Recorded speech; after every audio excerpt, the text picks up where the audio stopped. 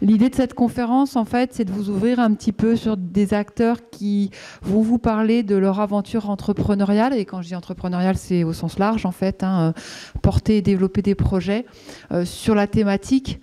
Donc, on a appelé ces conférences Entreprendre au service d'un monde débarrassé des déchets plastiques. L'idée, c'est de voir voilà, ce qui a pu... alors, je vais peut-être pas trop déflorer le sujet, hein, mais en tout cas, voilà, amener ces personnes-là sur ces projets-là, comment ils l'ont vécu, ce que ça leur apporte. L'idée derrière, c'est de vous donner aussi à vous, éventuellement, des clés et l'envie pour aussi entreprendre au service de la transition écologique au sens large. Donc, du coup, je cède la parole à Géraldine. Merci beaucoup Céline. Merci Polytech déjà d'avoir organisé effectivement cette table ronde sur un sujet effectivement qui est un enjeu majeur, un enjeu écologique majeur. Merci Lionel effectivement aussi de mettre en place un ensemble d'initiatives autour du développement durable au sein de Polytech. Ça me paraît effectivement quelque chose de très pertinent et également de très vertueux. Alors, je vais me présenter rapidement. Donc, je m'appelle Géraldine Carbouche. Je suis une ancienne de Polytech, mais une très ancienne, hein, puisque ça s'appelait même pas Polytech à l'époque. Ça s'appelait l'ISIM. Et je suis donc de la promo GBA 1990. Je sais, ça fait mal, hein, je sais. Ils étaient pas nés. Mais ils ont oui, effectivement. Ils n'ont pas l'âge de mes petits-enfants, mais ils ont l'âge de mes enfants. Donc voilà, donc moi j'ai passé une grosse partie dans mon travail à travailler dans le domaine de l'innovation, puisque j'ai accompagné des startups, j'ai dirigé un incubateur et j'ai également j'ai travaillé dans le transfert de technologie et depuis 2021, j'ai fait ma transition et effectivement, j'ai quitté mon employeur pour travailler dans la responsabilité sociétale des entreprises. Et je me suis établie comme consultante. Je forme et je conseille les entreprises et les organisations de façon générale à mettre en place des démarches RSE. Et comme j'ai fait de l'innovation pas mal d'années avant, je les conseille également dans le développement d'innovation responsable. Et c'est donc à ce titre également que j'étais cet après-midi. J'ai coaché les étudiants dans le cadre de ce Polynolf Challenge 2024. Donc il y a pour thématique la grosse problématique, hein, ce défi majeur que sont les plastiques à usage unique. Et juste avant de donner la parole à nos intervenants, je voudrais juste poser un petit cadre en vous donnant quelques chiffres hein, sur ces plastiques au niveau mondial. Le plastique, c'est 430 millions de tonnes de produits qui sont donc fabriqués chaque année dans le monde. Et 280 millions de tonnes de plastique qui sont jetées. Et sur ces 280 millions de tonnes de plastique jetées, il faut savoir qu'il y en a 46% qui se retrouvent en décharge, mais il y en a 22% qui malheureusement sont des déchets sauvages et qui se retrouvent donc dans les écosystèmes terrestres ou marins. Donc on est face à un véritable problématique de pollution et d'enjeux pour la biodiversité. Pour ne citer qu'un chiffre au niveau des océans, l'ONU estime qu'en 2050, nous devrions avoir plus de poids de plastique que de poids de poisson dans nos océans, donc en 2050. C'est un chiffre qui fait un petit peu peur. Et puis il faut savoir aussi que le plastique il contribue également au réchauffement climatique hein, puisque c'est un plastique qui est souvent effectivement pétrosourcé et qui représente quand même 3,4% des émissions de gaz à effet de serre au niveau mondial. Et puis c'est vrai qu'on a souvent l'image du plastique qui flotte sur les océans, de la tortue dans lequel on retrouve dans le ventre des sacs plastiques. Mais en fait, ce plastique flottant, par exemple, dans les océans, c'est un c'est vraiment la partie émergée de l'iceberg, puisque la plus grosse pollution plastique, c'est une pollution invisible. C'est la pollution des microplastiques, hein, qui sont dus à la dégradation par des effets physiques de ces plastiques qui se dégradent en tout petits morceaux de plastique de moins de 5 mm et qui vont être ingérés effectivement par les animaux et par les humains également, puisqu'on considère aujourd'hui que nous consommons environ l'équivalent d'une carte bleue par semaine de plastique, avec des enjeux sanitaires qui sont importants, parce que les scientifiques aujourd'hui ne savent toujours pas quels sont les effets sur la santé des humains. On sait qu'il y a des problèmes de développement ou des maladies chroniques qui peuvent être générées par cette pollution. Donc cet enjeu sur la biodiversité, sur la pollution, il est impérieux et il est effectivement de plus en plus urgent de s'interroger sur trois aspects importants. C'est d'une part comment on va gérer ces stocks de plastique, hein, quand on parle de 480 millions de produits plastiques qui sont produits annuellement. Donc là, c'est des problématiques effectivement de recyclage qu'on aborde. C'est aussi comment on peut limiter la production de ces plastiques. Et donc là, on parle plutôt de réemploi. Et enfin, et là, je crois qu'on aura des éclairages aussi sur ce dernier aspect, c'est comment remplacer ces plastiques à usage unique. Quelles sont les alternatives pour remplacer ces matériaux. Voilà, c'était juste un petit cadre, et puis on va pouvoir effectivement aborder ces trois questions avec le témoignage de nos invités. Donc, la particularité de cette table ronde, c'est qu'on réunit effectivement un entrepreneur, Quentin, qui va nous expliquer ses activités, et puis Valérie, une chercheuse. Donc, on va avoir effectivement ce double témoignage, et je pense que ça sera très intéressant. Donc, je vais passer déjà la parole à Valérie pour que tu nous expliques un petit peu ton parcours et quelles sont les activités de recherche que tu développes. Ok. Bonjour à tous. Donc, je suis ravie d'être parmi vous en cette fin d'après-midi et j'espère que je vais pouvoir répondre aux questions que vous aurez sur le domaine du problème en fait, du plastique à usage unique. Donc moi, je suis professeure à l'Université de Montpellier, j'enseigne à l'IUT de Montpellier, je mène des activités de recherche au sein de l'UMR-IAT, Ingénierie des agropolymères et technologies émergentes. Et dans une équipe qui s'intéresse depuis très longtemps à l'emballage alimentaire durable. Donc je m'intéresse à du plastique, mais qui aura pour vocation d'être un emballage alimentaire. Alors, on a donné quelques chiffres autour du plastique tout à l'heure, Géraldine en a donné, mais en fait, il faut savoir que sur toute la quantité qui est produite dans le monde, les 430 millions de tonnes, 40% de ce plastique sert à de l'emballage, et pour les 2/3 à de l'emballage alimentaire. Et quand on regarde un petit peu les déchets d'emballage, les déchets plastiques que l'on retrouve un petit peu de manière visible dans notre environnement, sur les plages, etc., c'est souvent 50, 60, 70% de plastique d'emballage alimentaire. Donc ça contribue énormément à cette pollution plastique. Voilà. Ça, c'est pour les présentations. Qu'est-ce que tu veux qu'on dise ?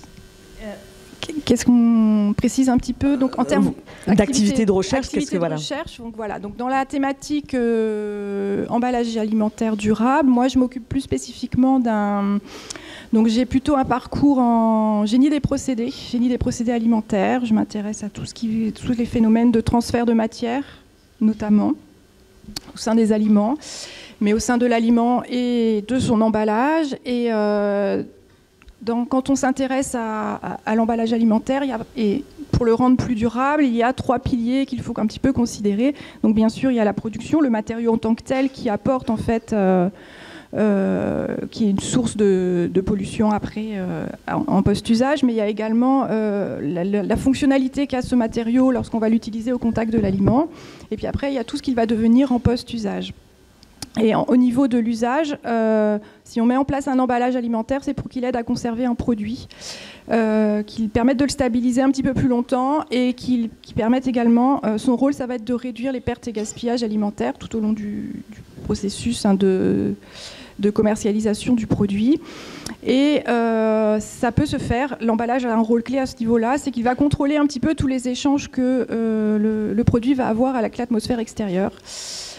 Si vous laissez une pomme coupée sur votre table, elle va s'oxyder très vite. Hein. Pour ceux qui sont en génie biologique, ils savent très bien de quoi je parle.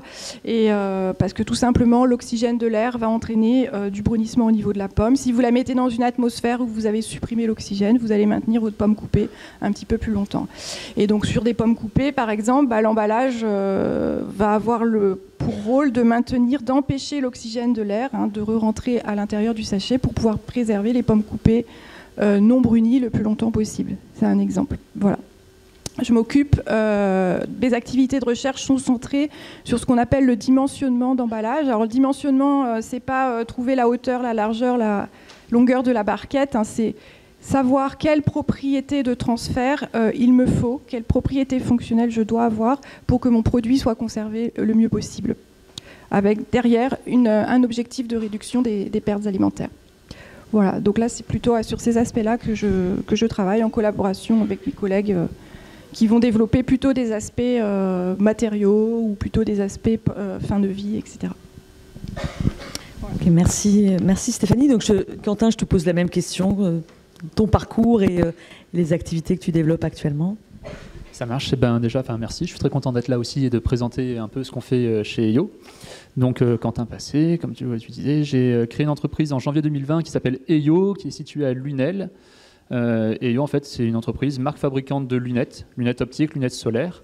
La particularité de nos lunettes, c'est qu'elles sont fabriquées intégralement en France, à 100%, avec des montures faites à 100% en plastique recyclé, et sur des petits prix en fait par rapport à ce qui se fait en général en fabrication française. Je reviendrai peut-être dans le détail un peu sur la technique de fabrication des lunettes, mais voilà, avec peu de génération de déchets aussi au niveau de la fabrication. Alors moi au départ, du coup aujourd'hui oui c'est mon activité principale. Je fais des lunettes, la partie vente, la partie fabrication, ça dépend des moments. Je fais des salons, etc. L'activité est assez diverse. Mais au départ, j'étais pas du tout issu de ce milieu-là. J'ai étudié une petite partie sur Montpellier, et après j'ai fait 6 ans sur Bordeaux, 3 ans en école de chimie, avec une spécialité dans la chimie des polymères.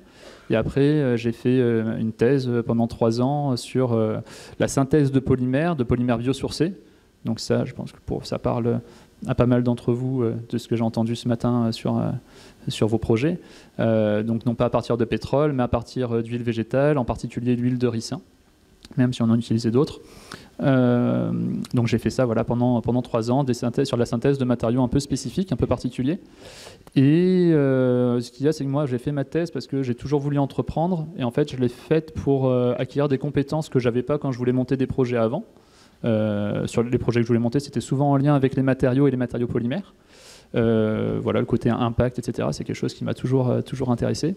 Et alors que pendant un moment pendant la thèse, j'ai cru que j'allais pas entreprendre, finalement, à la fin, je me suis dit non, mais c'est vraiment ça que j'ai envie de faire. Et du coup, j'ai commencé à réfléchir au projet que je voulais conduire, en lien notamment avec les questions de pollution plastique, de valorisation sur un projet utile, un produit utile, durable, qu'on puisse fabriquer en France avec un enjeu de matériaux final. Et du coup, c'est pour ça que j'ai monté EYO. Je suis arrivé sur les lunettes un peu par hasard. Le but, c'était de valoriser des déchets collectés dans la nature.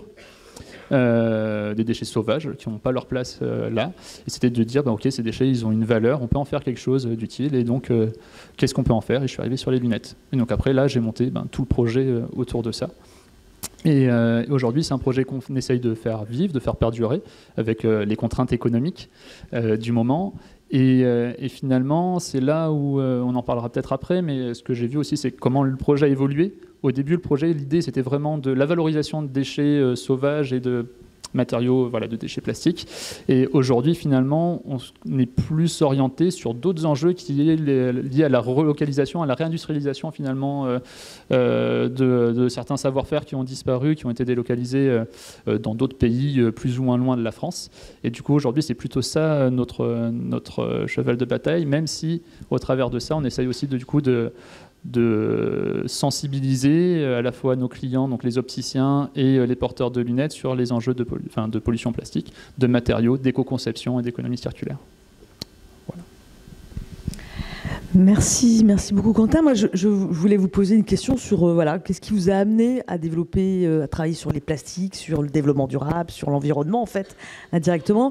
Est-ce que vous avez une fibre écologique? Qu'est-ce qui vous a amené? Quelles étaient vos motivations qui vous ont amené à développer ce type d'activité? Je démarre. Oui. Alors, moi, ce qui m'a amené vers... déjà, mon métier m'a amené à m'intéresser à ce domaine. Donc, moi, je suis ingénieure agro à la base, donc j'ai toujours été intéressée par le domaine du vivant. J'ai fait une thèse après en génie des procédés, en m'intéressant plus à la conservation des aliments. Donc, de fait, en allant et en ayant un poste d'enseignant-chercheur au sein de cette université dans ces domaines-là, de fait, j'ai été confrontée très vite à l'emballage alimentaire, et cet emballage alimentaire, c'est, comme je l'ai dit tout à l'heure, près de 40% les 2 tiers de cet emballage, c'est du plastique, avec tous les problèmes de pollution que ça génère. Voilà. Donc d'un côté, quelque chose qui permet de conserver un produit très longtemps et qui a une plus-value, une valeur ajoutée qui est très, très intéressante. Hein. Ça a quand même complètement changé nos modes de vie, nos modes de consommation, en termes d'alimentation nomade, etc.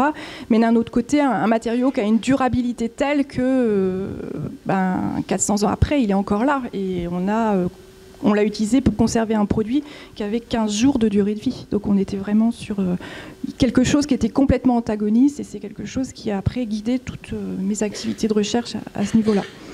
Et c'est professionnellement, et c'est vrai qu'au niveau d'un point de vue personnel, c'est un engagement pour moi de travailler un petit peu sur... d'avoir aussi un mode de vie qui est en accord avec ce zéro plastique, ou vers le zéro plastique. Ouais. Quentin ?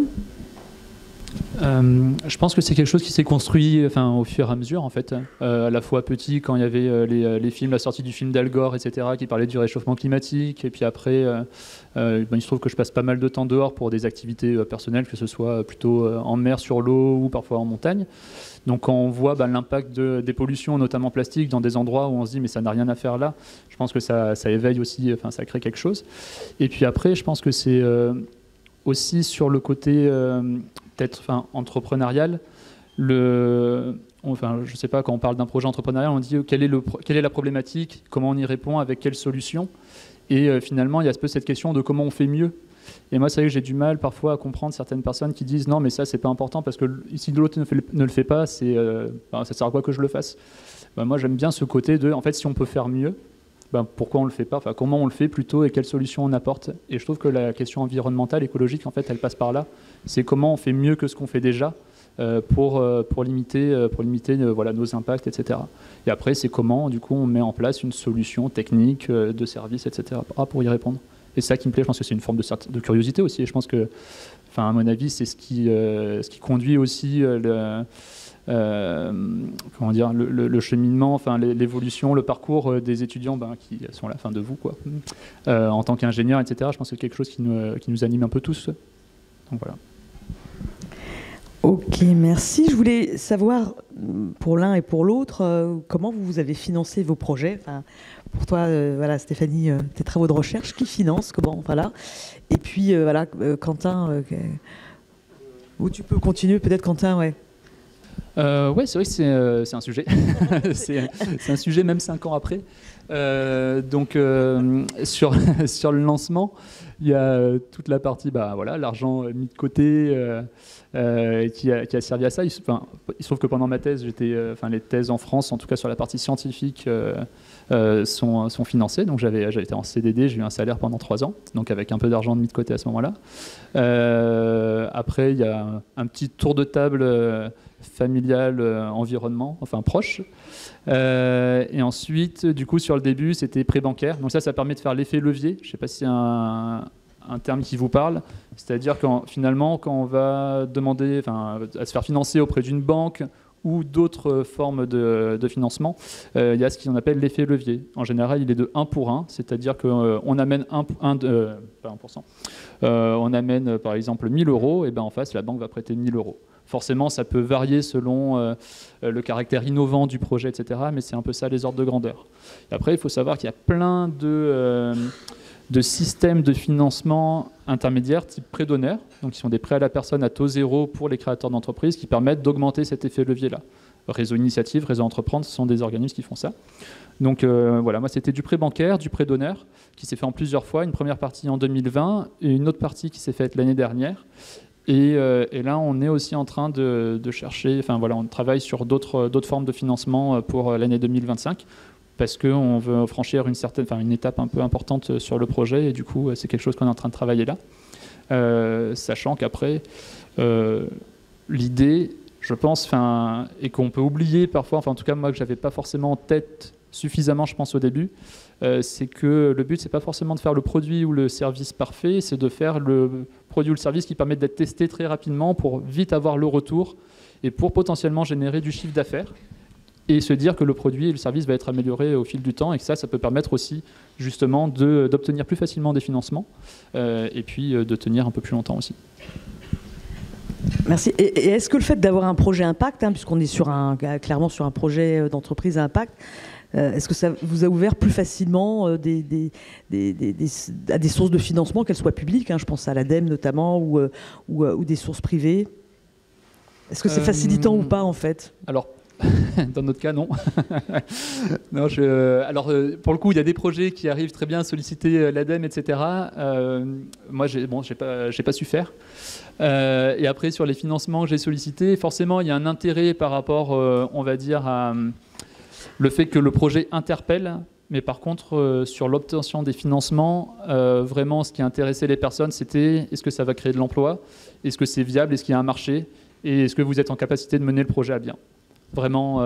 C'est pas le critère environnemental n'est pas mis en avant. Le critère environnemental, il apparaissait sur certains dossiers qu'il fallait rendre, dans certaines cases, mais devant jury, non, je crois pas. En tout cas, je l'ai pas trop entendu.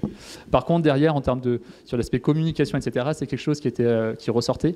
Mais non, enfin. Après, ça se comprend aussi. C'est dur, mais c'est un peu la réalité. C'est que ce qui compte, c'est pas juste de conduire un projet sur 5 ans ou 10 ans. En tout cas, sur un projet d'entreprise, je pense que le cas de la recherche est complètement différent, et heureusement. Mais le but, c'est de faire en sorte que le projet soit durable, pas seulement au sens écologique, mais au sens économique.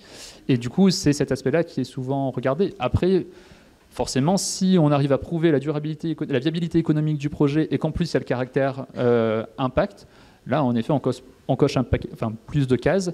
Et c'est vrai que je suis un peu peut-être médisant par rapport au cas, parce qu'aujourd'hui, notamment vis-à-vis de la région Occitanie, etc., sur les financements qu'on demande, le critère impact intervient plus. Il y a aujourd'hui l'impact score qui est mis en place, et la région Occitanie fait partie quand même des précurseurs là-dessus. Et du coup, là, ça devient un critère important. Ça c'est sûr, effectivement. Ce critère d'impact, il va être Voilà, vous êtes peut-être arrivé un peu trop tôt, mais dans les prochaines années, je pense que c'est un critère qui va être pris de plus en plus en ligne de compte. Et alors, est-ce que travailler effectivement sur des emballages durables pour un laboratoire de recherche, ça permet d'attirer des financements? Comment vous travaillez? Avec qui vous finance aujourd'hui? Oui, alors c'est vrai que contrairement au secteur privé et à l'exemple de Quentin, en fait, c'est vrai que dès qu'on est chercheur et qu'on a un poste de chercheur, notre salaire, il est pris en charge. On devient un fonctionnaire d'État et en fait, on n'a pas à aller chercher notre salaire. Donc ça, c'est énorme. C'est déjà quelque chose d'incroyable pour cet aspect-là. Et après, au niveau des activités de recherche, quelque part, là, après, rien. Là, il faut vraiment aller chercher les financements pour pouvoir mener des recherches à bien, pour pouvoir acheter le matériel qui va permettre de les conduire, pour pouvoir embaucher le personnel qui va pouvoir, et aussi, donc je parle doctorants, ingénieurs et autres, qui vont pouvoir contribuer à ces recherches. Et tout simplement avoir le fonctionnement, payer les locaux, l'électricité, etc. Donc on ne fonctionne jamais seul, un chercheur n'est jamais seul, il est dans une équipe, il est dans une UMR, une unité mixte de recherche, etc. Après, en tant que chercheur, on va quand même passer beaucoup de temps à rechercher des financements, à monter des projets, et on répond en général à des appels d'offres, qui soient au niveau national, par l'Agence nationale de la recherche. Ça peut être aussi par l'ADEME. L'ADEME finance le privé comme le public. Ça peut être également et nous on a beaucoup fait ça, c'est répondre à des appels d'offres européens, où là on nous demande des projets collaboratifs, on va monter des projets collaboratifs avec des partenaires et d'autres universités ou professionnels au niveau européen, pour répondre à une problématique qui est décrite dans ce qu'on appelle l'appel d'offres. Donc c'est un petit texte qui décrit sur quelle thématique principale le projet doit porter et les différents éléments attendus dans ce projet. Et c'est vrai que sur la thématique de la pollution plastique, c'est quelque chose qui est actuellement, où il y a énormément d'enjeux sociétaux, et c'est vrai que c'est quelque chose qui est, où les appels d'offres, on en a quand même relativement à disposition. Voilà. Il y a une urgence, donc souvent en fait, et on a encore beaucoup de choses encore à l'étape de la recherche, et en fait le besoin, ça serait d'avoir déjà des choses sur le marché. Donc il y a vraiment une urgence là à ce niveau-là. Donc vous travaillez sur des programmes européens, beaucoup de programmes européens. Effectivement, comme tu le disais, il y a beaucoup d'argent. Hein, c'est le pacte vert, le Green Deal. Entre 2020 et 2030, le Green Deal, c'est 1000 milliards d'euros. Donc c'est une énorme somme c'est 1000 milliards d'euros, donc ça fait 100 milliards d'euros par an, sont effectivement principalement affectés sur des projets qui sont plus vertueux au niveau écologique. Donc on peut le dire, effectivement, il y a une manne financière. Au niveau des financements privés, est-ce que vous avez de plus en plus d'entreprises qui viennent vous voir sur ces sujets-là? Est-ce que vous avez constaté une évolution? Alors souvent les entreprises effectivement ont des demandes, ont des besoins. Elles ont souvent la demande qu'on va nous faire, c'est je dois substituer ma matière plastique par un biopolymère qui soit complètement biodégradable, biosourcé, lequel je prends. Vous voyez, c'est une question, c'est presque... on est complètement après la phase de recherche, après la phase de R&D, on est vraiment sur de l'applicatif. Et souvent, c'est ce que je disais, il y a un gap, il y a un besoin urgent dans notre société, dans le monde industriel, pour substituer des matières, trouver des solutions alternatives. Et nous, en tant que chercheurs, on est vraiment en amont, on est sur de la recherche qui est quand même plus fondamentale que de la recherche appliquée, même si nous, ça peut être fortement appliqué dans le domaine de l'emballage alimentaire. Et on ne vend pas de solution. Donc souvent, on est un petit peu désemparé, et moi ça m'est arrivé des fois après des workshops ou des congrès, des petits congrès avec des professionnels. Ah mais je ne sais pas quoi faire, je dois substituer cette barquette par autre chose, qu'est-ce que je prends? Quel est le moins pire? Enfin, vraiment, j'ai des questions des fois, et on n'a pas forcément de réponse unique à apporter, et pas de solution miracle. Et surtout pas de nouveaux produits. Donc ça, c'est un petit peu... Ça veut dire qu'il y a un maillon qui manque, en fait, entre la recherche publique et puis, effectivement, l'applicatif. Parce que le sujet est relativement récent, il est urgent, qu'il y a des décisions qui ont été prises au niveau des gouvernements, que ce soit au niveau français, mais européen. C'est quand même l'Europe qui guide pas mal de choses au niveau de notre fonctionnement. Il y a eu des décisions qui ont été prises et qui ont finalement été trop vite par rapport au développement qui avait pu être fait et la recherche qui avait pu être faite. Voilà, donc tout se fait en parallèle. La recherche, la mise sur le marché, le développement des nouvelles réglementations, etc. Qui ne sont pas non plus du coup toujours cohérentes avec un besoin réel sur du moyen ou du long terme. Mais ça, peut-être qu'on y reviendra. On y reviendra, effectivement. Merci Valérie. Je voudrais qu'on aborde maintenant un peu, on a parlé de finances, alors des fois c'est une difficulté, il peut y avoir d'autres difficultés qu'on peut rencontrer sur les aspects réglementaires ou techniques. Donc Quentin, est-ce que dans le cas du développement d'EYO, c'est quoi les principales difficultés que tu as rencontrées? Et puis, c'était quoi les bonnes surprises aussi? Parce que c'est vrai qu'il faut... il y a aussi souvent des bonnes surprises dans les aventures entrepreneuriales. Oui, alors déjà, je vais rectifier la réponse d'avant. Il se trouve qu'en fait, j'ai été un peu mauvaise langue. On a des financeurs qui nous ont financés justement sur les critères ESS de l'entreprise, notamment France Active. Et du coup, je les remercie parce qu'en plus, ils nous ont servi de faire un effet levier. Je suis vraiment désolé. Ils ont permis de faire effet levier en plus avec une banque partenaire qui est la Banque Populaire, et c'était essentiellement sur des critères ESS, voilà, sur les 3 critères. Et il se trouve qu'on est passé entreprise de l'ESS suite à la collaboration avec France Active l'année dernière. Alors c'était dans les plans, mais du coup ça nous a permis d'accélérer et de mettre ça en place. Donc, voilà. Alors Quentin, peut-être que tu peux expliquer à notre auditoire ce que c'est l'ESS et comment vous êtes passé dans cette catégorie. Oui, alors les entreprises, en fait, alors l'ESS c'est... il y a des critères qui déterminent les entreprises de l'ESS. Alors, dans les entreprises à impact, en fait, on va parler d'entreprises à mission.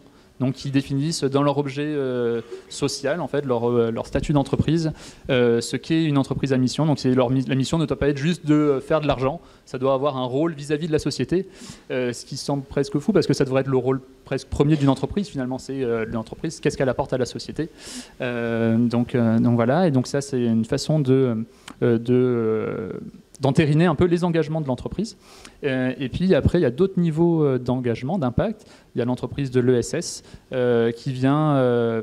Économie sociale et solidaire. Économie sociale et solidaire, oui, pardon, je ne l'ai pas dit. Donc, il vient travailler sur différents critères, à la fois les critères de gouvernance, c'est-à-dire que le pouvoir de l'entreprise, la gouvernance de l'entreprise ne doit pas résider dans les seules mains d'une seule personne ou seulement des actionnaires. On doit pouvoir aussi partager les décisions de l'entreprise avec les salariés, avec les parties prenantes. Ça peut être des fournisseurs, ça peut être avec des clients, ça pourrait être des opticiens dans notre cas, etc.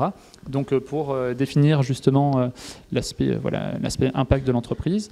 Ça va être aussi sur la redistribution, les écarts de salaire au sein de l'entreprise, sur la façon de redistribuer les bénéfices pour qu'ils restent dans l'entreprise, pour qu'ils servent plus au développement de l'entreprise plutôt que être versés sous forme de dividendes. C'est une partie importante, mais voilà, le but en fait c'est presque du bon sens, c'est pour sécuriser l'entreprise et faire en sorte qu'elle évolue dans les meilleures conditions. Donc voilà, donc nous c'était assez naturel de le faire et c'est partie des critères du coup pour être accompagné et financé par France Active. Voilà. Et au-delà, après il y a aussi le critère ESUS, l'agrément, donc c'est lui en fait qui d'ailleurs intègre la partie écart de salaire, si je ne dis pas de bêtises, et avec aussi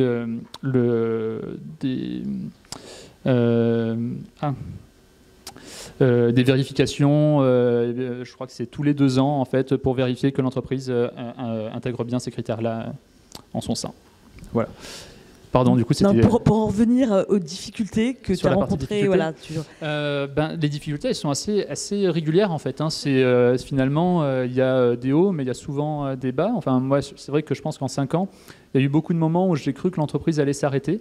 Je pense que ça fait partie du jeu, en fait, enfin du jeu, si on peut appeler ça comme ça. C'est que on apprend, en fait. On passe notre temps, enfin, je passe mon temps à résoudre des problèmes, à tester, à chercher. Et même quand il y a des choses qui semblent bien fonctionner, c'est pas forcément le cas. Donc il y a eu tout le début, en fait, j'ai voulu faire des lunettes.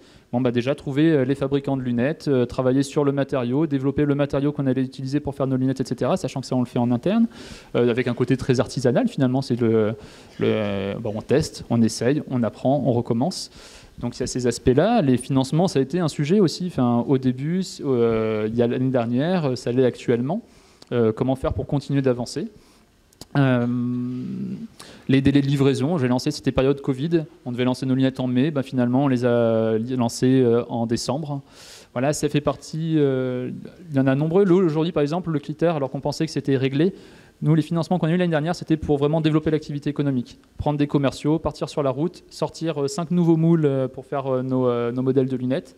Les moules, on les a reçus encore une fois avec 6 mois de retard. Du coup, ça nous a décalé sur l'année. Il y a un côté saisonnier sur les lunettes, même sur l'optique. On les a reçus en mars au lieu de les recevoir en janvier. Et ça faisait une grosse différence. On a eu des problèmes au moment de la fabrication, alors que normalement le matériau était censé être maîtrisé. Et en fait, on se rend compte là aujourd'hui que, alors qu'on pensait qu'il y avait que même si la filière de l'injection de lunettes était plutôt mal en point en France, on pensait qu'elle tenait quand même. Et là, on se rend compte qu'en fait, il y a vraiment des grosses difficultés là-dessus et qu'en fait, l'enjeu est vraiment de relocaliser l'injection de lunettes en France. Voilà, qu'il n'y a plus d'acteurs, en fait, que les compétences sont parties et que si on veut continuer d'innover sur le matériau, proposer des produits de qualité avec les standards du marché, en fait, il faut qu'on bouge là-dessus. Et donc là, actuellement, donc ça a été un coup dur, en fait, en juillet, quand je me suis rendu compte que finalement, c'était encore un aspect qu'on pensait maîtriser et qui ne l'est pas. De se dire, en fait, il faut qu'on reparte là-dessus. C'est de nouveaux investissements à prévoir. Ça va être du temps passé, de l'énergie, etc., sur lesquels travailler. Voilà, ça fait partie des difficultés qu'on rencontre. Aujourd'hui, on a trouvé un acteur qui est dans le territoire. Ça va nous permettre à la fois, donc c'est aussi une opportunité finalement, de relocaliser l'injection qui était faite actuellement dans le Jura. Là, elle sera probablement faite en Occitanie, dans le Gard. Donc voilà, ça fait aussi partie des hauts finalement qu'on trouve. C'est qu'il y a toujours cette phase de découverte, de phase pas d'état de choc, mais où on découvre voilà, le nouveau problème. Et puis après, il y a le haut, où en fait, quand on arrive à le résoudre et qu'on arrive à avancer, et qu'en fait, on voit que finalement, sur la filière, ça permet de rebooster quelque chose et de relancer quelque chose qui était justement qui fonctionnait plus très bien. Ça fait partie des satisfactions quand même du quotidien. En fait, vous aviez double difficulté, c'est effectivement de ne plus avoir ce savoir-faire en France et peut-être effectivement pas trouver aussi des compétences. Et puis ce matériau, ce nouveau matériau, est-ce que donc cette éco-conception, elle a rajouté des difficultés ? Oui, forcément. C'est sûr qu'on n'est pas sur un matériau standard qui est utilisé depuis 10 ans, typiquement qu'on achète chez Arkema, qu'on met en place, etc. et qui est facile. C'est que là, par exemple, les personnes qui travaillent sur la lunette travaillent avec 2 matériaux. Sur ces 2 matériaux, il peut y avoir déjà des difficultés. L'outil de production qui vieillit, etc. Parce que finalement, faut imaginer en fait ce que c'est la délocalisation. C'est pas juste une entreprise qui décide de dire on va fabriquer en Chine ou ailleurs. C'est des entreprises qui survivent, qui restent sur place. En général, il n'en reste pas beaucoup. Nous, dans le cas de l'injection de lunettes, il en reste 2 en France. Une qui a vraiment intégré la totalité de sa production dans son entreprise. Et voilà. Et ce qu'il faut se dire, c'est que du coup, des clients qui partent, c'est moins de chiffre d'affaires pour cette entreprise-là. Moins de chiffre d'affaires, c'est moins d'argent à réinvestir pour moderniser son outil de production et rester à la page. Là où finalement, ce qui était valable en fait il y a quelques années, on disait non, la Chine c'est du gros volume, de la mauvaise qualité, enfin de la qualité, de la moins bonne qualité. C'est plus le cas aujourd'hui. Aujourd'hui, les entreprises, que ce soit en Italie ou en Asie, c'est des entreprises qui sont bien développées, qui ont modernisé leur outil de production et qui font qu'en fait elles sont beaucoup plus compétitives aujourd'hui que la majorité des entreprises françaises dans certaines activités, notamment les activités manufacturières. Il y a le cas dans le textile. Je pense qu'il me semble qu'il y a un ancien élève de la promotion qui est vers Floirac qui a dû être confronté à ce type de problématique. Voilà, en fait, c'est ça qu'on retrouve. Et finalement, l'enjeu de fabriquer, l'enjeu il n'est pas de faire encore de l'impact finalement, c'est juste déjà de relocaliser, d'avoir un outil de production utilisable pour faire des produits corrects et après, en le faisant, essayer d'amener la brique impact. Voilà. Et nous en fait, on a lancé la brique impact en pensant que l'outil était là, alors qu'en fait, c'était déjà un problème en soi. D'accord. En fait, effectivement, de regagner cette souveraineté en termes d'industrialisation, c'est aussi de l'impact aussi en créant des emplois, en rapatriant un savoir-faire. C'est ça, on n'est pas sur le côté écologique au sens matériaux, mais par contre, bien sûr, en termes d'impact social, et sociétal, d'utilisation d'énergie décarbonée en France, VS, centrales à charbon dans d'autres pays, etc., c'est de l'impact. Mais c'est de l'impact qu'on voit moins, qui semble un peu plus éloigné que le côté deep tech qu'on va entendre dans certaines conférences, qui est important, mais qui est différente. Okay. Merci Quentin. Les difficultés que vous avez pu rencontrer dans le cadre de votre activité de recherche, est-ce qu'il y en a eu ? On parlait tout à l'heure effectivement de ces besoins d'industriels auxquels vous ne pouvez pas répondre. Est-ce qu'il y a d'autres difficultés ? Ce qui peut être compliqué, nous, ce qu'on a rencontré dans notre activité, c'est peut-être on a des convictions, des motivations en tant que chercheurs qui vont peut-être être sur plus du moyen terme, du long terme, et qui des fois ne sont pas en accord, enfin très souvent ça nous est arrivé, qui ne sont pas en accord finalement avec... on n'est pas en accord avec d'autres collègues chercheurs, mais également avec les pouvoirs publics, les prises de décision qui sont actuellement prises dans le domaine de la pollution plastique, ou tout simplement les agences telles que l'ADEME, tout ça, qui vont avoir tendance à financer des projets qui sont sur des lignes directrices qui sont très très proches de ce qui est décidé au niveau du gouvernement, et nous, avec notre vision, on voit à plus long terme, etc. Alors je peux prendre peut-être un exemple, illustrer ça d'un exemple. Je pense que si je vous interroge dans l'amphi et je vous demande de lever la main pour qui pense que le recyclage est la solution idéale pour solutionner le problème du plastique, qui lève la main sur le recyclage ? Non ? Vous n'osez pas ? Ils se sont dit, il doit y avoir une ruse là, derrière cette question. En fait, il n'y a pas de truc. Souvent, quand on pose la question à un consommateur lambda, je veux dire quelqu'un qui n'est pas forcément averti, qu'est-ce qu'il faut faire pour solutionner le problème du plastique à usage unique? On répond c'est le recyclage, parce que tout simplement on vous le met en tête, ce recyclage. On vous dit de mettre votre bouteille d'eau dans la poubelle jaune parce qu'elle va être collectée, parce qu'elle va être recyclée. On vous dit de mettre tous vos emballages plastiques dans la poubelle jaune parce qu'ils vont être recyclés. Or, on recycle moins de 1% du plastique que l'on met sur le marché en Europe, plastique alimentaire. Donc dans l'emballage alimentaire, il faut savoir qu'il n'y a quasiment rien qui est recyclé. Et même ce qui va être recyclé, quelque part, va avoir du mal à... En fait, ce n'est pas une solution qui va boucler à l'infini, comme on dit. On ne va pas pouvoir recycler à l'infini ce plastique. Il y a des problèmes techniques qui font qu'à un moment donné, il va être trop dégradé, on ne pourra pas le réutiliser. Donc, on retarde finalement l'apparition d'un déchet. Et finalement, ce qu'on nous vend un peu comme une solution miracle, le recyclage, avec des projections 100% d'emballage recyclable à l'horizon 2027 dans la loi AGEC, des choses comme ça, finalement, c'est quelque chose qui est pas réalisable. La société n'est pas prête, on n'a pas les moyens, il y a trop de problèmes techniques sur le recyclage, donc il n'y a pas de... On est un peu dans une impasse.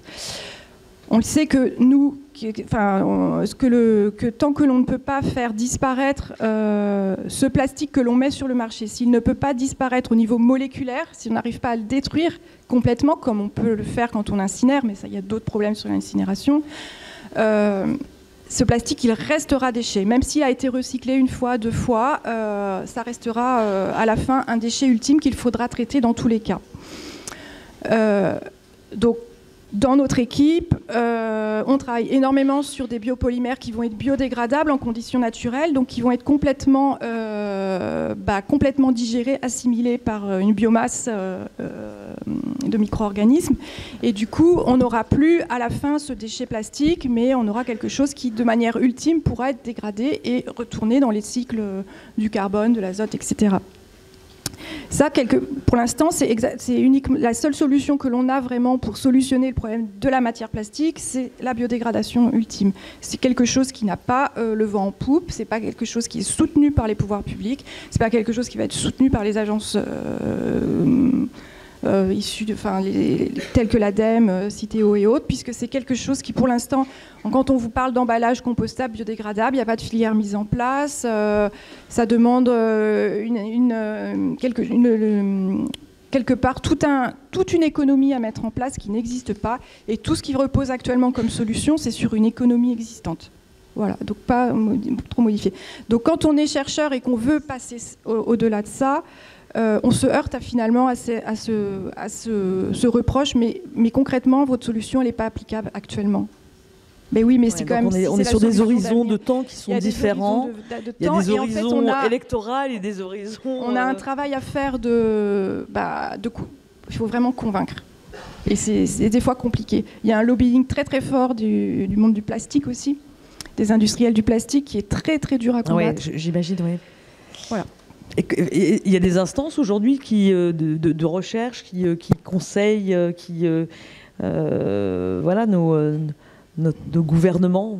Il y a très peu de scientifiques, effectivement. Il n'y a pas beaucoup de conseillers scientifiques, on le déplore. Comment sont prises les décisions? Parce que si on ne prend pas la bonne décision, la décision au niveau des pouvoirs publics, la prise de décision, même au niveau des agences de recherche, c'est quelque chose qui est extrêmement opaque. On ne sait pas trop vraiment qui finalement décide de tel axe de recherche, ça va être le plus important, tel appel d'offres finalement. Il y a un lobbying aussi assez important des organismes de recherche, mais la prise de décision, elle n'est pas... C'est quand même flou et c'est assez opaque. Ouais. Très intéressant, effectivement, d'avoir ce point de vue. Je ne dis pas qu'il faut arrêter le recyclage, c'était pas, mais qu'il ne faut pas privilégier une solution unique et se dire c'est la solution. Voilà. Mais on va en discuter dans la dernière partie, justement, sur les solutions, enfin, en tout cas, les solutions que vous recommanderiez. Moi, on a donc un entrepreneur et une chercheuse. Quentin, est-ce que tu as travaillé avec la recherche, toi, alors, tu es docteur, donc est-ce que tu as, sur la mise au point de tes produits, est-ce que c'est des choses qui ont été mises en place? Oui, alors, avec les moyens à notre disposition. Non, ce qu'on a fait plus sur de l'amélioration produit, etc., c'est plutôt des travaux avec des étudiants à l'IUT de Nîmes notamment. On a fait pas mal de projets comme ça, qui ne sont pas vraiment des projets d'amélioration directe en fait sur notre matériau, mais c'est plutôt des choses qui nous permettent d'avoir un peu de recul sur ce qu'on fait. Donc voilà, après à terme, c'est vraiment l'objectif. C'est pour ça aussi que j'ai créé Eyo, c'est que ce que j'adore avec les lunettes, finalement, c'est que c'est un super produit d'innovation. En soi, il y a pas mal de matériaux qui sont utilisés aujourd'hui pour faire de la lunette. Il y a différents types de procédés. Nous, on fait de l'injection. Il y a aussi beaucoup d'usinage, donc thermocompression, de plaques, etc. Notamment avec de l'acétate de cellulose, donc matériau d'origine naturelle, qui est un matériau historique en fait dans la lunetterie et beaucoup utilisé dans le Jura, et sur lesquels il y a aussi des problématiques. On parle d'usinage, du coup on parle il y a du déchet qui est produit au niveau de l'usinage. En fait, 2/3 de la plaque d'acétate qui est utilisée pour faire de la lunette finalement finit en déchet. Et c'est pas valorisé aujourd'hui, c'est très peu recyclé parce qu'il y a des problématiques avec l'utilisation de ce matériau-là. Et du coup, ça, nous, c'est des thématiques sur lesquelles on a envie d'aller. La question du recyclage qui a été abordée là, en effet, c'est pas la solution miracle. Il y a des problèmes là-dessus. Nous, on le rencontre aujourd'hui avec les matériaux qu'on utilise, qui ont subi des dégradations, etc., qui ont des pertes de propriété. Et du coup, si on fait de la recherche, c'est comment on minimise cette perte de propriété-là. Il y a le recyclage mécanique, on peut faire du recyclage chimique, on peut faire de l'allongement de chaîne derrière, etc. Donc, c'est pas des choses qu'on fait au quotidien, qu'on a forcément lancé là, c'est des sujets auxquels on réfléchit plus pour la suite. Okay, donc des sujets dans un peu plus long terme. Exactement. Et vous, comment vous travaillez avec... alors, vous nous avez expliqué qu'effectivement, vous étiez souvent en décalage par rapport aux industriels, mais j'imagine quand même que vous travaillez avec des industriels. Voilà, quel type de collaboration vous mettez en place avec eux? On travaille sous forme de projets collaboratifs et on inclut tout le temps des industriels dans nos projets. Aussi bien soit pour faire des validations de prototypes, ça arrive peut-être en dernière phase du projet, mais des validations de prototypes, etc. Soit simplement parce qu'on aime bien, dans tous les cas, on a besoin, et on a souvent cette approche dans nos projets où on inclut vraiment toutes les parties prenantes de la filière pour avoir des approches un petit peu multi-acteurs et multi-critères. C'est-à-dire que c'est important pour nous d'inclure de comprendre un petit peu les contraintes, les besoins du monde industriel, toutes ces contraintes qui sont liées à la filière, celui qui va produire l'emballage, celui qui va produire l'aliment, celui qui va le conditionner, etc. Donc ça, c'est quelque chose qui est primordial, sinon on ne peut pas développer un emballage qui soit vraiment efficient et qui va vraiment... Si on n'a pas toute la chaîne de valeur. Donc ça, c'est extrêmement important, et souvent on a des approches un peu transdisciplinaires où on associe à la fois sciences humaines et sociales, le marketing, le management, etc., avec les sciences des matériaux, etc. Non, mais c'est super. Enfin, moi, je trouve que nous, c'est vers ça qu'on aimerait aller. C'est vraiment le but. Enfin, c'est vrai qu'on a la chance, en tout cas sur Montpellier, il y a vraiment beaucoup de laboratoires, à la pointe sur beaucoup de sujets. C'est génial. Enfin, il y a plusieurs façons de collaborer. Donc, nous, c'est vrai qu'aujourd'hui, c'est plutôt avec les étudiants, mais à terme, pouvoir lancer soit des collaborations directes avec des laboratoires je pense que par étape, ce sera peut-être avec des stagiaires de M2, et puis après peut-être avec des thésards ou des postdocs. Et c'est vrai que c'est les fonctionnements, enfin, c'est quelque chose qui fonctionne bien. Et je pense que ça, c'est quelque chose, j'ai l'impression qu'il y a quand même pas mal évolué sur les dernières années, où il y a eu un moment où c'était assez cloisonné, et puis après avec les SAT, etc. Enfin, il y a beaucoup de choses qui bougent, les tests chiffres, les financements. Il y a pas mal de possibilités, je pense. Ouais. Et ça, c'est bien. Alors je crois qu'on arrive, il reste 5 ou 10 minutes. Céline, tu me confirmes. Donc je vais vous poser une dernière question, qui est une question sur l'avenir. Hein. Voilà, je voudrais savoir quelle est votre vision, vous, de ce paysage du plastique à usage unique. Comment vous envisagez l'avenir et quelles solutions vous nous invitez effectivement à utiliser. Je ne sais pas par qui on peut commencer. C'est dur en fait. Je trouve que la question est dure, mais bon, ce serait trop facile. Je pense qu'il y a une part de la réponse que tu as indiqué tout à l'heure, c'est qu'il n'y a pas de solution miracle. Moi, la partie emballage, pour être honnête, c'est pas la partie que je maîtrise le plus.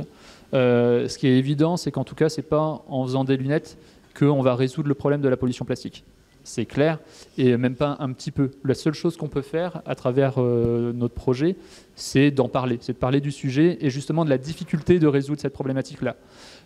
c'est de sensibiliser sur les questions de biosourcés, de biodégradables, qui sont des notions qui sont beaucoup utilisées dans le marketing par certaines entreprises, souvent à tort, et voilà, pour de mauvaises raisons. Je ne sais pas, alors si je partage exactement la même vision sur tout, je vais essayer, mais ça sera peut-être démenti. Typiquement, sur les lunettes, moi je vois beaucoup passer, notamment avec l'acétate de cellulose, de lunettes biodégradables et recyclables. Moi, par exemple, dans le cas de la lunette, je ne comprends pas le terme de biodégradabilité. Enfin, l'utilisation de ce terme-là. Déjà, il est bancal dans le cas de l'acétate de cellulose, vu les solvants et les plastifiants qui sont utilisés. Voilà, même si les normes ISO définissent la biodégradabilité dans certaines conditions, etc., en fait, elle ne le sera pas. Elle n'arrivera pas dans ces conditions-là à se biodégrader. Et en plus de ça, c'est là où ce sera peut-être nuancé, mais moi je m'interroge vraiment sur la nécessité qu'une paire de lunettes soit biodégradable en fait. Ce serait valable du coup je le comprends dans le cas des emballages, je pense que c'est même nécessaire. Pour moi, c'est parce que la lunette, finalement, elle se retrouvera très rarement dans des conditions, en fait, elle se retrouvera très rarement dans la nature, et du coup dans des conditions qui nécessitera une biodégradabilité, parce qu'elle va rester là pendant des dizaines, centaines d'années. L'emballage, c'est différent parce que pour moi, il y a un problème sur la gestion des déchets emballage. Et du coup, ces produits-là vont se retrouver dans la nature, malheureusement. Et c'est peut-être que c'est là qu'il faut qu'on travaille, justement. C'est comment on fait pour empêcher que ce type de produit se retrouve dans la nature, comment on fait pour réduire leur production, leur utilisation. C'est difficile dans le cas de l'alimentation. C'est pour ça que c'est un vrai enjeu et qu'il y a de grosses difficultés sur ça pour moi. Voilà. Donc c'est vraiment, en fait, à chaque fois, est-ce qu'on en a vraiment besoin ? Pourquoi ? Comment on fait pour le réduire ? Peut-être changer notre mode d'utilisation de ces produits pour limiter l'utilisation du plastique. Quand on le fait, réfléchir du coup, est-ce qu'on le fait biodégradable ou recyclable pour gérer sa fin de vie ? Comment on va gérer sa fin de vie au moment de la conception ? Et ensuite, c'est augmenter au maximum le temps d'utilisation. Garantir la réparabilité, bon, dans le cas des emballages, ça n'a peut-être pas de sens, mais pourquoi pas. Et ensuite, garantir la récupération en fin de vie et sa gestion du coup dans les bonnes conditions. Et ça, en fait, on en est loin, mais sur beaucoup d'aspects, et même sur des produits qui ne sont pas à usage unique, en fait. Et du coup, c'est là où je pense qu'il y a un gros travail à faire. Et d'après toi, c'est quoi les leviers les plus importants ? Est-ce que c'est un levier réglementaire ? Est-ce qu'il faut interdire ? Est-ce qu'il faut éduquer ? Je pense que c'est comme tout, en fait. Il faut tout. Il faut un cadre légal. Enfin, finalement, c'est souvent on voit, notamment dans certaines émissions, un peu tout le monde qui se renvoie la balle. C'est pas la faute du citoyen, c'est la faute du citoyen ou de l'entreprise ou du législateur, parfois même du chercheur. Alors celui-là, il est difficile à justifier, mais ça arrive aussi. En fait, il faut un cadre légal qui permette de donner les bonnes orientations, de flécher par exemple parfois certains financements, etc. Mais en tout cas, un cadre légal d'utilisation, parfois de rétorsion aussi quand il y a des mauvaises pratiques et des mauvais usages. Aujourd'hui, moi je trouve ça dingue qu'en fait on jette encore des déchets dans la nature. Et nous on voit des choses, on a vu des choses sur des décharges sauvages, etc. C'est hallucinant. Donc cadre législatif, que les entreprises elles s'emparent de ces sujets-là, qu'elles fassent preuve peut-être de bonne foi dans certains cas et qu'elles améliorent, même si c'est pas toujours évident avec les contraintes économiques et la tension économique. Et puis après, c'est aux citoyens aussi de se renseigner, de faire la part des choses et aiguillés par une bonne communication et de la sensibilisation. C'est vraiment, il me semble, un ensemble qu'il faut mettre en place. Un ensemble de modalités effectivement à mettre en place. Du côté de la chercheuse, comment vous imaginez effectivement résoudre ces problèmes de plastique, de pollution plastique ? Déjà, je voulais peut-être rebondir sur la lunette biodégradable. Pourquoi pas ? En fait, je pense qu'on ne peut jamais garantir qu'elle sera récupérée à 100% cette lunette. Donc, dans tous les cas, ça peut toujours être un objet qui se retrouve soit dans la nature ou en tout cas en décharge. Et même une décharge qui n'est pas sauvage, qui est contrôlée, etc., c'est quand même du plastique que l'on va jeter dans l'environnement, qu'on a l'impression qu'on a stabilisé, mais il faut savoir que dans 400 ans, il sera encore là. Les déchets biodégradables vont disparaître, mais le plastique sera là. Et c'est juste une source et un réservoir de microparticules de plastique et une petite bombe à retardement pour l'avenir. Donc, il faut se dire que tout ce que l'on va mettre sur le marché, tout objet en plastique qu'on va mettre sur le marché, s'il n'est pas détruit moléculairement à un moment donné, c'est quelque chose qu'on laisse sur Terre. C'est une trace. Qu'il soit recyclé plein de fois, c'est très bien, puisqu'on retarde bien sûr l'apparition du déchet. Et si ça peut être bouclé à l'infini, bah, c'est super. Mais il y a toujours ce problème-là. Voilà. Et c'est vrai qu'après, la question, c'était... les leviers. Est-ce que le levier, c'est réglementaire, c'est la alors, recherche, peut-être, effectivement? Non, après, moi, j'avais deux... Il y avait aussi, est-ce qu'on était plutôt optimiste, pessimiste? Alors, voilà. Je sais pas oui, trop. tout Là. à fait. Enfin, moi, ça dépend des jours, donc je sais pas. Voilà, il y a des jours, c'est vraiment morose. Puis des fois, je me dis, mais j'ai confiance en l'avenir. On peut quand même dire que, oui. enfin voilà, moi je vois comme l'évolution, je suis pas née de la, enfin vous savez maintenant quel âge j'ai puisque je vous ai indiqué la date de ma promo. On voit quand même que le citoyen est un peu plus respectueux. Enfin moi je me souviens ça progresse doucement. des aires de pique-nique qui étaient blindées de plastique, les plages, voilà. Ouais. Alors en France en tout cas, malheureusement effectivement le problème du plastique c'est pas que. Voilà, c'est pas un problème, ça connaît pas les frontières, le problème du déchet plastique. Après, on parle beaucoup quand on parle de, je vais encore revenir sur ce sujet, mais on parle de plastique à usage unique, on pense beaucoup de déchets et on veut tout résoudre en parlant en solutionnant le problème du déchet. En fait, on ne regarde pas assez le point de départ, tout ce que l'on met sur le marché. Voilà. Et donc c'est à ce moment-là, c'est là qu'il faut agir. C'est là où il y a un moyen d'action qui est énorme. Sur plein de secteurs, moi je vous parle d'emballage alimentaire parce que c'est le secteur que je connais. Là, il y a énormément d'efforts à faire pour réduire l'utilisation du plastique dans plein de cas. Et en fait, on va toujours penser déchets, recyclage, trouver un nouvel usage à ce plastique. On ne parle jamais de moyens de réduction. Voilà. Et le problème, là, derrière, quand on voit un petit peu le traité sur le plastique, ce que ça a donné, les dernières négociations, et le lobby du plastique est tellement important que finalement, il n'y a aucune taxe qui va être mise à la mise en marché. C'était encore une des idées qui était proposée. C'est toujours des solutions qui vont essayer de traiter le déchet. Donc on produit du plastique à bloc, on le met sur le marché et après la loi GEC quand même 2040. C'est que le recyclage. Il n'y a rien sur la mise en marché. C'est zéro production de plastique à usage unique. Enfin, je veux dire sur le marché. Mais puisqu'on peut pas, le plastique que l'on va recycler ne permet pas de refaire un emballage alimentaire. Comment on va le faire cet emballage? On va toujours extraire et transformer du plastique vierge, forcément, sur ces aspects-là. Et donc les jours où je suis vraiment dans un mauvais jour plutôt pessimiste, je me dis il y a le lobbying du plastique, on ne va jamais pouvoir s'en débarrasser, c'est compliqué quoi. Voilà. Puis les jours où on est optimiste, on voit qu'il y a des choses qui bougent, donc ça c'est bien. Donc effectivement, de ce que je comprends, la sobriété dans l'usage est primordiale. Ça veut dire primordial. Et je vois que... Et juste pour dire qu'au niveau recherche, quand les appels à projets qui existent, c'est toujours pour trouver des solutions aux déchets. C'est jamais pour travailler sur réduire à la source. Et en fait, c'est là qu'il faut agir le plus. Ouais, et moi c'est pour ça que je suis assez optimiste, c'est que je pense que, d'ailleurs c'était le cas, j'ai vu pas mal de groupes ce matin qui travaillaient sur les questions du vrac, etc. Et justement sur la partie réduction et en fait c'est là où c'est intéressant, je trouve, qu'il y a plein de choses à faire. Et encore une fois, en effet, il y a beaucoup de solutions qui sont très centrées sur il y a du déchet, comment on fait pour réduire le déchet ou comment on fait pour le recycler. Et c'est pas ça qui résoudra le problème de la pollution plastique. Le problème de la pollution plastique, c'est si on prend un peu de recul, qu'on regarde l'ensemble et qu'on se dit ok, aujourd'hui, pourquoi on utilise des emballages plastiques, dans quel cadre? Souvent, c'est plutôt sur de la grande surface, sur des produits qui sont utilisés, qui sont emballés plus ou moins loin, sur du produit transformé, etc. Et en fait, on se rend compte que le problème justement de la résolution du plastique, ça vient aussi toucher d'autres aspects, le côté santé, le côté alimentation, etc. Et du coup, peut-être que, alors, c'est un peu utopiste. Il y a d'autres façons de travailler le sujet. Je ne dis pas que c'est facile, mais déjà de rééduquer sur comment cuisiner, comment acheter de saison, revenir sur les questions d'agriculture, etc. C'est aussi des notions qu'on a perdues et qui permettraient en grande partie de résoudre la partie pollution plastique. En tout cas, l'utilisation d'emballage. Et qui ne touche plus du tout le côté matériaux et le côté recyclage, etc. En fait, c'est complètement autre chose. Et ça qui est difficile, notamment dans nous, dans les laboratoires de synthèse de plastique, en fait, d'imaginer ça. En fait, ce n'est pas le boulot de ces personnes-là de le faire. Mais par contre, ça, pour le coup, c'est des questions de politique générale et de choses à mettre en place, du coup, sur la façon dont on construit notre société.